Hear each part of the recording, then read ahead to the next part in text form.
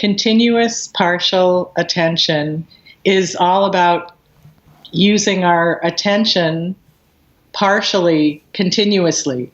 So we are continuously shifting our attention from one thing to another, thinking that we're always keeping the highest priority item top of mind, thinking that our brain is capable of handling all of these things simultaneously, when what we're doing is rapidly and serially shifting from one thing to another. And I came up with this when people in the 90s were talking about multitasking.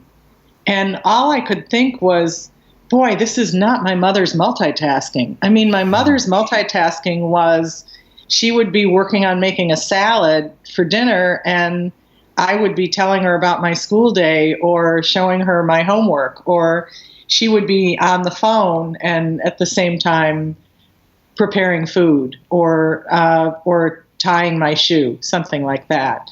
So one of the things she was doing required cognition, and the other thing was a more automatic task. And what we started to do as all these devices came into our lives, what we started to do was we started to think that we could do more than one activity that required cognition at the same time.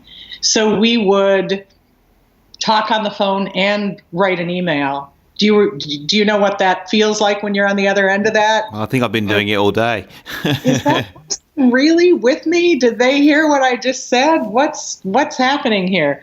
So we would talk on the phone and do an email. We would text while we drove, not thinking about those couple seconds that we were missing seeing the road and all of the input that comes at us when we're driving, and how involved an activity that actually is cognitively for us. So we started to do things that required our full attention, that required a lot of cognition, but we started to do multiple things that required a lot of cognition, thinking that our brains could handle all of that.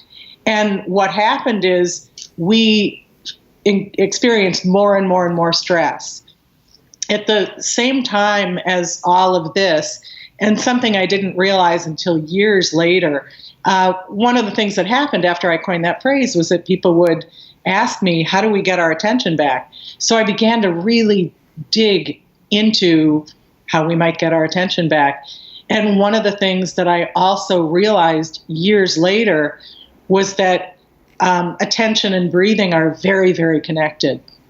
And so one of the things that we also do with technology is we begin to breath hold or shallow breathe, and the stress of continuous partial attention and not breathing fully causes us to really go into this chronic state of fight or flight.